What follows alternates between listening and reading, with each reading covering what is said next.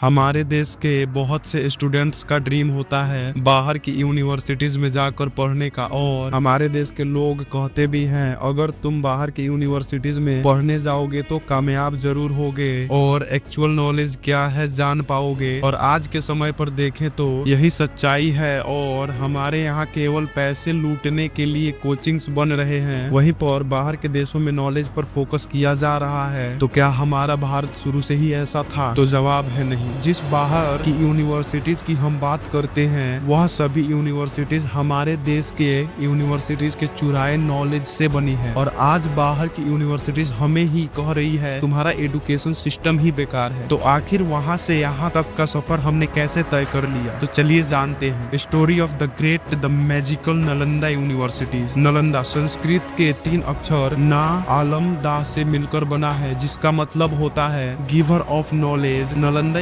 University Bihar के राजधानी पटना से 95 किलोमीटर साउथ ईस्ट में है, जिसे गुप्ता काल में बनाया गया था। शुरू में नालंदा यूनिवर्सिटी का मेन एम था बुद्धिज्म के बारे में बताने का, पर बाद में नालंदा यूनिवर्सिटी में केवल रिलीजियस नॉलेज पर फोकस नहीं किया गया बल्कि अलग अलग एरियाज के नॉलेज पर फोकस किया जाने लगा, like architecture, medicine, grammar, mathematics, astronomy, ऐसे बहुत से एरियाज के नॉलेज पर फोकस किया जाने लगा। नालंदा में केवल भारतीय स्टूडेंट्स ही नहीं बल्कि पूरी दुनिया के स्टूडेंट्स का सपना होता था जाकर एक बार पढ़ने का। जैसे China, Tibet, Korea, central Asia से भी स्टूडेंट्स आते थे नालंदा में पढ़ने के लिए। नालंदा में जो टीचर्स पढ़ाते थे वो तो महान थे ही, पर उसमें पढ़ने वाले स्टूडेंट्स भी महान थे। नालंदा यूनिवर्सिटी के गेट पर जो सिक्योरिटी गार्ड थे उनके पास इतना नॉलेज था कि वह यूनिवर्सिटी में आने वाले स्टूडेंट्स का पहले टेस्ट लेते थे तब अंदर जाने देते थे। और नालंदा यूनिवर्सिटी में पढ़ने के लिए एक बहुत हार्ड टेस्ट पास करना पड़ता था। उस टाइम पर हमारा भारत विश्व गुरु था, और कैसे नालंदा आगे चलकर खंडहर में बदल गया इसे जानने के लिए वीडियो में बने रहे। जो भी स्टूडेंट्स बाहर से या कहीं से भी शिक्षा के लिए नालंदा यूनिवर्सिटी में आते थे उनके लिए रहना, खाना, शिक्षा फ्री था, बस उनको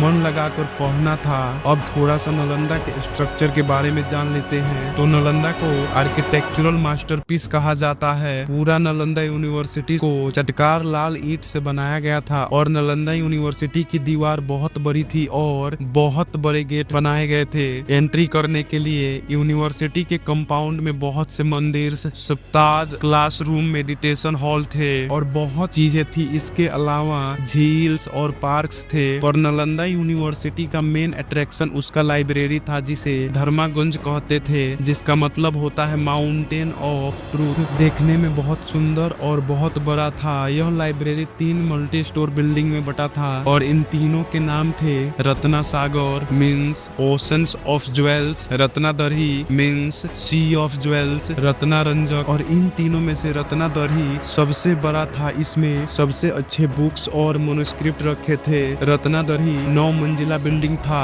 इस डाटा से हम अनुमान लगा सकते हैं कि कितनी ज्यादा किताबें होंगी। और यह भी कहा जाता है बहुत उपनिषद अपने ओरिजिनल राइटिंग में थी। इस लाइब्रेरी में संस्कृत की बहुत सारी ओरिजिनल बुक्स उपलब्ध थी, लाइक अष्ट संस्रिका, प्रजन परमिता। नालंदा यूनिवर्सिटी पूरी दुनिया का सबसे पुराना यूनिवर्सिटी था। इसे 5th सेंचुरी में स्थापित किया गया था गुप्ता काल में, और उस समय गुप्ता डायनेस्टी के रूलर कुमार गुप्ता थे। यूनिवर्सिटी का यह सब डिटेल्स मिला फेमस चाइनीज ट्रेवलर क्वीन तसांग के द्वारा लिखे बुक्स से, और यह खुद अपने आप को नालंदा यूनिवर्सिटी का स्टूडेंट बताते हैं। उस टाइम पर नालंदा यूनिवर्सिटी में 10,000 स्टूडेंट्स थे और 2,000 टीचर्स थे। और famous mathematician and astronomer Aryabhata, जिन्होंने जीरो की खोज करी थी, वह उस समय हेड थे नालंदा यूनिवर्सिटी के। और यूनिवर्सिटी के कुछ महान स्टूडेंट थे, हर्षवर्धन, नागार्जुन, वसुबंधु, ऐसे बहुत से महान छात्र थे। तो एक बार सोचिए कितना ज्यादा नॉलेज का भंडार था नालंदा यूनिवर्सिटी में। इसलिए भारत उस समय पर पूरी दुनिया में आगे था।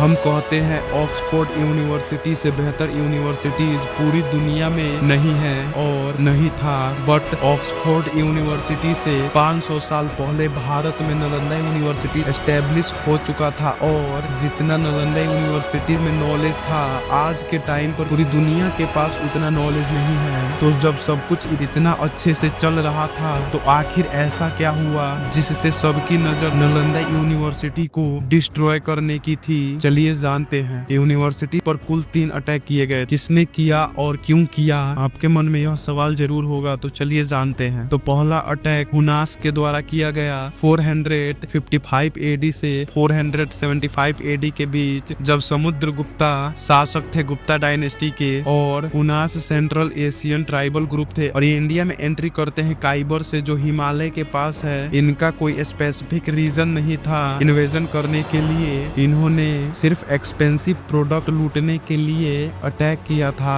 तो हुनास नालंदा से इकोनॉमिकल रिसोर्सेस ही लूटते हैं और चले गए। नालंदा के किताबों को या किसी भी दूसरी चीजों को उतना क्षति नहीं पहुंचाया, और उस समय स्कंद गुप्ता रूलर थे, तो उन्होंने नालंदा को रिबिल्ड किया, और फिर नालंदा वैसे ही शुरू हो गया जैसे पहले था। और फिर समय आया 1193 एडी का, और तीसरा अटैक हुआ नालंदा पर, और इस अटैक का मेन एम ही था नालंदा का डिस्ट्रक्शन, नालंदा की बर्बादी। 1193 एडी में बख्तियार खिलजी, जो जनरल था कुतुबुद्दीन ऐबक का, उसने बिहार पर अटैक करके बिहार के कुछ क्षेत्र में कंट्रोल लिया, और फिर नालंदा यूनिवर्सिटी पर अटैक करके पूरा नालंदा यूनिवर्सिटी को जला दिया। और यह अटैक इतना ज्यादा भयानक था कि कोई भी इंपीरियर नालंदा यूनिवर्सिटी को वापस नहीं बना पाया। आखिर बख्तियार खिलजी नालंदा यूनिवर्सिटी को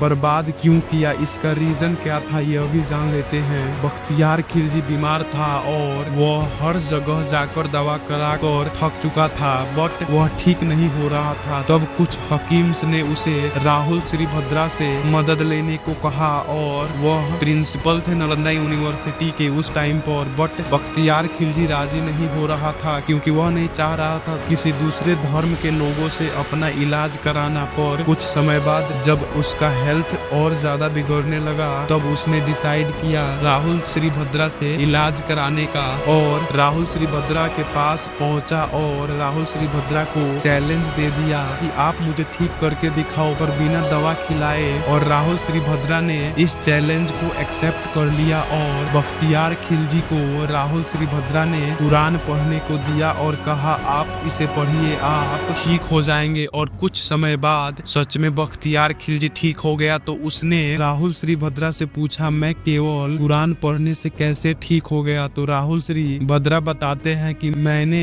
कुरान के हर पन्ने पर दवा पीसकर लगा दिया था, और आप कुरान पढ़ रहे थे तो हाथ में थूक लगाते थे पन्ना पलटने के लिए, और इस तरह से आप दवा भी अपने अंदर ले रहे थे। इतना सुनकर बख्तियार खिलजी गुस्सा हो जाता है और सोचता है कि हमारे हकीम्स से ज्यादा नॉलेज तो इनके पास है, ऐसा नहीं हो सकता कि दूसरे धर्म के पास इतना नॉलेज हो। और वह इनसिक्योर होने लगा, और यही रीजन था जिसके कारण उसने नालंदा यूनिवर्सिटी पर अटैक किया, और इसका मेन फोकस नालंदा के नॉलेज को डिस्ट्रॉय करना था। तो उसने सबसे पहले लाइब्रेरी पर अटैक करा और लाइब्रेरी में आग लगा दिया, और उस समय लगभग 90 लाख से अधिक किताबें थे लाइब्रेरी में, जो लगातार 3 महीने तक जलते रहे। और बख्तियार खिलजी ने केवल लाइब्रेरी नहीं जलाई, बल्कि नालंदा यूनिवर्सिटी के पूरे मॉन्क्स और स्कॉलर्स को भी मार दिया, ताकि स्कॉलर्स इस नॉलेज को ना बांट सके। नालंदा यूनिवर्सिटी में इतना ज्यादा नॉलेज था जो आज पूरी दुनिया के पास नहीं है। यह था हमारा भारत, और आज हमारे टॉपर्स को यह भी नहीं पता होता कि उन्हें कौन सा सब्जेक्ट पढ़ाया जा रहा है। ऐसे नालंदा अपने अंत तक पहुंचा। तो आज के वीडियो को इतना ही रखते हैं, तो वीडियो को लाइक करना मत भूलना, चैनल को सब्सक्राइब भी कर लेना ऐसे इम्पोर्टेंट वीडियो देखने के लिए, और नोटिफिकेशन भी ऑन कर लेना। और इस वीडियो को बनाने में बहुत मेहनत लगा है, तो कमेंट करके जरूर बताना कि वीडियो कैसा लगा। तो बाय बाय, मिलते हैं ऐसे ही किसी इम्पोर्टेंट वीडियो में।